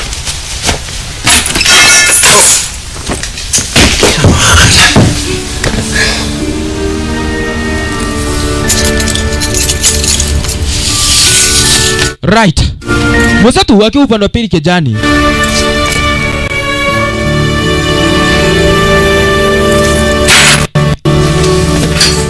akiwa ametulia upande wa pili Makejani aliweza kupatana ama pale hivi kuliona lile barua na ambayo nilikuwa nimekuja na ile souvenir ya kwanza kabisa na kuweza kucheki aliweza kupata ni barua na ambayo ilikuwa ni ya budake. Na yenyewe pale hivi ilikuwa ni simple sana. Ilikuwa inasema namna gani? Kuna kitu na ambacho budake aliweza kukipata. Wale mapenguins. Na ukweli wa mambo, wale mapenguins wakiweza kukupenda hawezi wakatoka kwa njia yako. Watakuwa wanakufuata kila mahali na ambapo unaenda. Kwa hivyo kama kuna kitu moja na ambacho unaweza kufanya kijanangu, ni uweze kuhakikisha umependana na watoto wako ama uweza kuwatafutia chenye na ambacho kitaweza kuwa bamba zaidi. Na ukipata chenye na ambacho kitaweza kuwafurahisha, hakikisha hautakipoteza.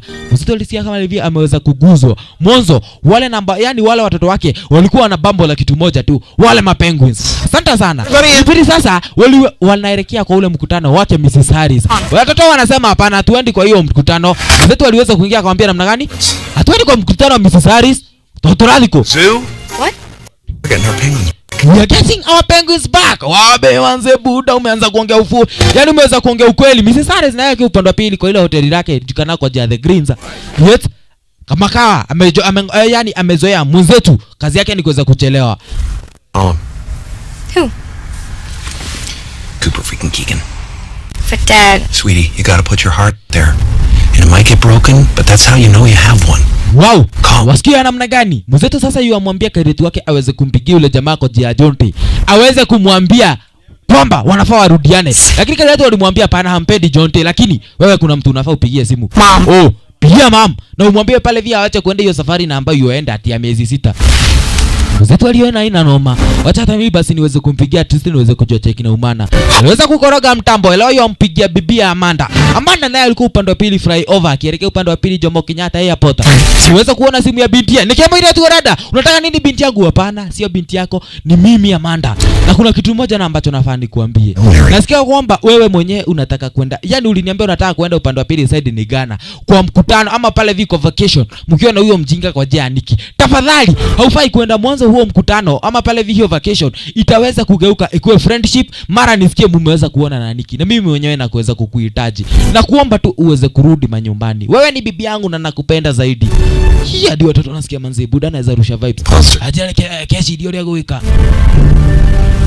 Wazi, wacha tusikie. This time, Papa. Okay, unataka kunipeleka date wapi? Planning to tear down? No. Actually, hakuna mahali, hakuna hoteli na kupeleka kwa date. Sisi wenyewe na watoto tunaenda upande wa pili kwa zoo kuwaendea mapenguins. Hebu ndio kuthigane wika. Ngoja. Nikki.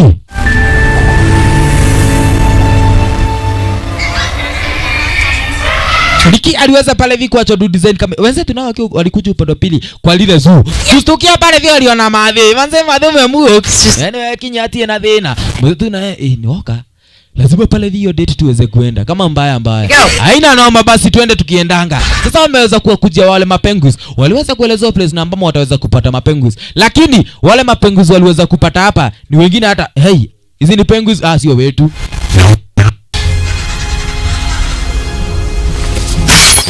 Where are my penguins? I'm gonna call you back. Aliweza kumkujia mjinga hapa. Where are my penguins? Penguins wangu wako wapi? Why aren't they out there? Because Bona siwaoni huko nje kwa sababu hao ni wanyama na already nishawauza. a Komodo dragon or a Bengal tiger.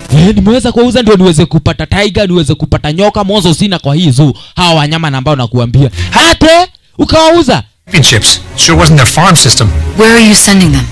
Unawatuma wapi? Ama pale hivi unawatuma wapi? Wabili tunawatuma Switzerland, wengine tunawatuma India, wengine tunawatuma Mumbai, ama pale hivi tunawatuma Dubai, na wengine tutawatuma upande wa pili side ni Paris. What about the American eagle? Is that just a bird? Ni bird? Unasema pale hivi mapengo hizi ni manyuni tu. Ishi inaona nyoni. Hata hiyo ni nyoni banze. Can they just see them? My family is torn. Unaweza pale hivi waruhusu watoto wangu waweze kuona wale wanyama at least mara moja ya mwisho. Haki ya nani buda manzetu waruhusu pale vitu waweze kuona mapengo. Alisiwezi nikawaruhusu muweze kuona wale mapengo. Neki, unaona kama wana Neki? Sure. Look, Pomper, I couldn't even if I wanted to. Kama ningetaka kuonyesha, waonane ningeweza kuonyesha, lakini washaenda. Lakini waliweza kulia manze, louder kama waliweza kuitana manze buda tuko area zenyewe hizi. Wote wakaweza kufunguliwa plus shokai. Good job. Uweza kufanya poa. Ujinga naye aliweza kuingia upande wa pili kwa ile cage ama kwa ile fridge. Waweza kuchukua samaki wawili. Wazee, mnafahamu waweza kumwokutu hivi. Kujani mrudi kwa cage yenu. Sasa aliona hapana. Not this time. Akaweza kumfungia mjinga upande wa pili. Anawahi huroni kahe ho. Kisha na maana akaweza kuchomoka kufika hapa. Wakaanza pale hivi kupata mabarakoa. Na lazima waweze kupata kuchomoka na plan moja muenda. Wazi. Waliweza kuvalia wote mabarakoa. Mjinga naye wakati anakuja kufunguliwa upande wa pili. Moto so long. Nini imefanya ukuje upole pole hivyo? Look like hawa sasa wanakaa namna gani? Hawa wasi ni wenye wamechukua penguin wote wanane na mododo yake. Mnaniuliza endeni mkawatafute mbio. Mzito nao ni upande wa pili. Sasa wametomoka na plani moja muenda. Cheki, mzito ameinamisha kitambulisho. Kisha na maana anasema namna gani? Hawa nyuni wako na corona manze. Mnafahamu uweze kuondoka mbio. Cheki wase venye wanachomoka area zenyewe hizi. Wajua hao. Kwenda pale viko tuma hapana tugereka. Hapa pale viko na noma. Sasa kaona vizuri niweze kurudi kwa gift shop. Ya nyama. Na pale viko wameweza kurudi nao wakiwa ni wote kiujumla. Asante sana. Cheki wale mapenguins. Hapa pale hivi walikuja ile hizi. Captain aliweza kushikwa na kikamba fulani hapa. Akaanza pale hivi kujibingirisha nacho at least ni aweze kujitoa. Lakini asiwe na habari. Kuna jela hapa chini ataka. Waya aliweza kuongwa chini. Lakini aliweza kupata kiburungo fulani ambacho kiliweza kujifungililia upande wa pili kwa ngongo. Kisha na maana cheki guardians atuniweze kumfika kumshika captain. Lakini captain ni nani? Yojua pale hivi machenga. Ukaimani kwa inafuata nani? Kaingia kwa elevator na nikajifunga. Ai. Tupi na yeye upande wa pili, tuvi penguins. Aliweza kupigiwa mtambo na mwenzetu akamwambia namna gani distract hawa say jifanye pale hivi kuna perturbance fulani ili sisi wenyewe tuweze kupita. Okay, Kereta kaona namna gani kama kawa huyu ni mdosi wake. Kufika hapa namna gani? Akaanza kujakusha na hii Kemeta. Hey, miss. Nice and neat formation. Okay. Stay in formation. Twendeni msipotee kwa njia. Haraka. Imagine pale hivi nimesikia tu kitu kimeningia upande wa pili kwa mwili wangu nikaanza pale hivi kuanguka area zenyewe hizi. Sasa wanatinga liko pale lakini Jonte yeye ndio huyu mani Johnny. Change of France pio. Kwanza kuchomoka kaida tunaenda mbio pia. Pipi. Suga brako. Yote bodo genyita. Akisha na maana hiki kimkonjo chako na ambacho unatusumbua nacho. Are you forgetting something? Kuna jina ambacho mimi naweza nikasahau. Lakini Amanda alimwambia na nani? Kuna mmoja na ambaye yuko hapa. Nani yuko hapa? Kai au bwatari ho. Kumbe akopanda pili kule rooftop. Tena amezurua nikiuregudha. Mbona unajipiga jamaa? Mbona unajitwanga hoya? Jifungililia hapo, kaa hapo. Fala manga. Na mimi mwenyewe nimeweza kutomoka. Nimeweza kwenda nikiendaga. Sasa wenzetu wameamua na gani kuna mkutano mmoja nao wamebakisha. Wake Mrs. Harris. Lazima wahakikisha wamepata wameweza kupata ile hotel. Mtitore hao huo. Mtinga sasa na yeye aweze kufunguliwa. Sasa pale hivi kupatana na Kemata. Hega skuta kaka kweka. Lazima pale hivi niweze kufuata wajinga. Manze. Upande wa pili the Greens wenzetu waliweza kufika mbio. Leo sasa lazima waweze kuingia ile zenyewe hizi. At least waweze kuona kama wataweza kupata ile hoteli. Mrs. Harris na yeye anasema hataweza kupeana ile hoteli. And that's why I'm here to announce inaitwa slow motion. Don't do it. Don't do it. Wasemjaiona mse. Mutie muona modo slow motion mutitigana. Manze inaitwa slow motion. You can't sell this place. You can't sell this place.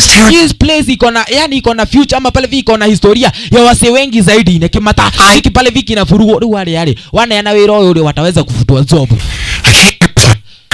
nilikuwa nakuja hapa na budangu kwa kale kameza na ambako nilikuwa nakataa kwenda ndani yake. Juzi tena nikakuja na bibi yangu. Tena nikakuja na wewe hapa. Alafu unataka pale hivi kuweza kuuza. Hapana, haufai kuuza. At least wacha ikuwe, yani kazi yenyewe ni ya wasi kama, yani ya wasi wenye tunajua. Nani no hakuna dread. I'm not selling it. You are not selling it? Ndio, mimi siuzi. Well, we got dressed up. Hiyo ni kitu poa. Kumbe mjinga kwa jina Jones aliweza kufika hapa. Jones, New York Zoo. Jones, New York Zoo. Na nimekuja hapa kuweza kumshika huyu jamaa kwa jina Mr. Poppers. Mwanzo jamaa mwenyewe ameweza kuwaiba mapenguins. Ate penguins. Sasa tulijifanyaje mapenguins? Kumbe mapenguins waliweza kuletwa na pipi. Ni orauga. Ni mabeste zangu. What you could stay in the car? Hapana, wamezusha. Wakasema lazima wakuje waone mdosi wao. Creatures locked away in his apartment. Huyo jamaa ameweza kuwafungilia wanyama kwa apartment yake. Na hiyo pale vini against the nature. Acha, ni ya ndio muonete. Ni kuna wakati niliona hawa mapenguins wakiweza kumfuata mbio mbio. Yeye mwenyewe hakuna chochote na ambacho huo yuwaambia. Slow gain. Yes. The kind no amount of money can buy. Oh, for Pete's sake. Mr. Popper and his equally crazy family believe that these penguins love him. Mr. Poppers, ama Mr. Popper, na yani na hii familia yake ya wase wajinga wanadhani hao yani mapenguins wanawapenda. Lakini hao mapenguins wanapenda samaki. Mwenzetu walimwambia toa. Akona samaki. Horai. Tulieni, mimi ni mbuyu. Najua chenye mimi yani chenye mimi mwenyewe nafanya. Mapenguins kuona samaki kama kaa huwa wanakimbilia ile samaki mbio. Cheki hiyo ye pipi na yeye ametulia. Wewe jeshi nina huko. Ni buda ama ni samaki? Oya kama kukula ni kukula. Tuende tukadishi lakini captain. That's right. That's right. Kujeni lakini captain anaona namna gani? Manze ule ni buda boss. Nina huko. Wewe kaenda mwenzetu. Tumeshinda hiyo game. Hiyo game tumeshinda manze. Ndio mraia ukaanza kupiga makofi. That doesn't prove anything. Hawa sasa wakamatwa. Kwa sababu ya nini? Tushikwa kwa sababu mapenguins wametukubali. Hiyo ni ufala namba uko nao brother. Mapenguins ni wangu. Mapenguins makofi. Mapenguins ni wangu manze. Ona ni dues load to samido kweka. Your mind? He's breaking the law. Ujamaa na break law. Na nitaweza busy hakuna law naona akiharibu. Mimi mwenyewe nitaweza kukol karao. Nitaweza hadi kukormea. Hapana, Misari akasema hapana, wacha mimi mwenyewe nikukolie huyo Mea. Michael? Mr. Mia, kuna jamaa fulani na ambaye unisumbua hapa. Wewe ukaenda ukakuja mabusu. Wewe ukuja ukakula ugali bila nyeni. Yeye pale hivi mjinga aliweza kunyako. Mwanzo aliweza kugundua huyu jamaa alikuwa na upuzi namba alikuwa yofanya. Pipi na yeye aliweza kufuata boy fulani manze. Mimi naitwa Pipi. Mimi naitwa Eriko. Kama kawa. Mimi pale vini best ya Sam. Okay, haina noma. Tunawaka na namna gani? Hapa tumeweza kubahatika na mapenguins.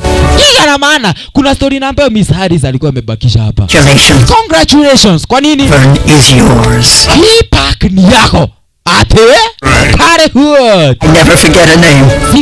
Singeweza kusahau yule kijana na ambaye alikuwa nawe kuja alaka pale wakiwa na budake. Ukaamua ikana dhogua hale kuweke heo. Na wewe mwenyewe ndio nimeona tu potential wa kuweza kushika hili jumba. When we break ground on the new building. Unataka tuanze kuunda hili majumba siku gani hapa? Hakuna nyumba tunaunda. Nyumba ama pale hivi hii estate ni yangu. Nyinyi Mr. Franklin na Kabade muweze kwenda mkiendaka. Na baada ya wiki place yenyewe iliweza kufanywa yani renovation nyingine muenda. Sasa mwenzetu na yeye aliweza kukama hapa Tavern on the Green. Na ndio ilikuwa ijujuika yani ile estate ilikuwa inajikada design kama ile ukilipenda. Cheki pipi manze ameweza kujinyakia Eriko manze. Wotirio. Bati! Manze pale vya namna gani? Mrs. Harris na yana namna gani? Imeweza kungukia mtu wenyewe. Mr. Franklin mani mweshajo. Mwenzetu na akaona namna gani sasa leo. Itabidi tu ameweza kupelekwa kwa lile meza na ambalo alikuwa analiogopa zaidi. Lile meza na ambalo alikuwa anakuja na budake. Bani kudhakara.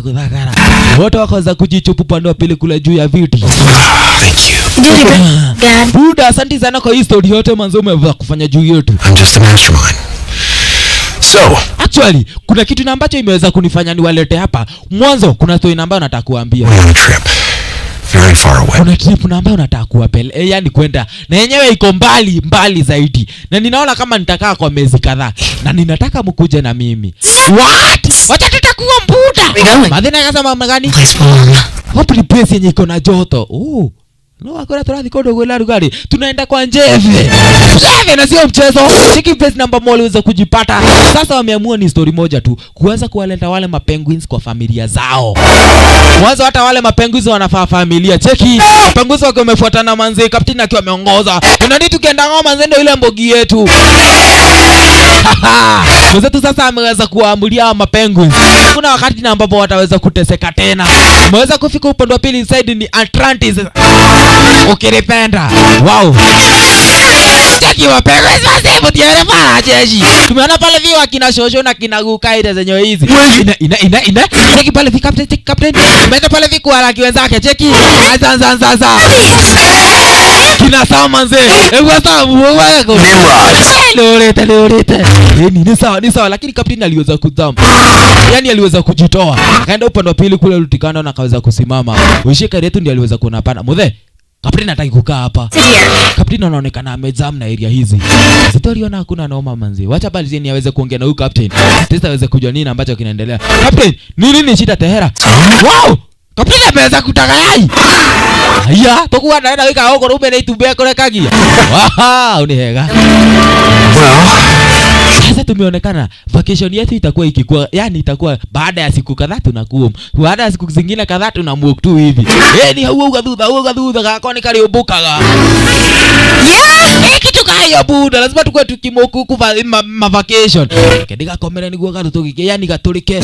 Ikwenda ulimo ucio mwena huu. The coolest gift I ever got. See you soon, Captain. Kichana maana we. Mwedwa.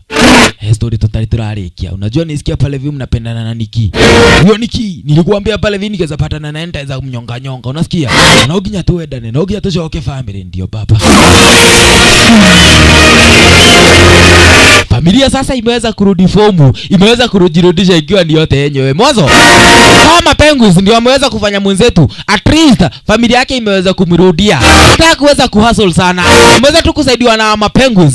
Wenyewe pale hivi wakaweza kuhakikisha familia yake imemkubali tena. Asante sana. Cheki. Wale mapenguins walikuwa ni wengi zaidi. Wote kina captain wameweza kusaidiwa na mwenzetu, wakaweza kurudi kwa familia zao. Right. Ni Mr. Poppers wa Penguins Dungu, mpenzi mtazamaji. Asanteni sana. Nyuma ya maika mimi Wenyora DJ Dizo. I said that is my brand new bitch. To hold them tight and fold like a hawk.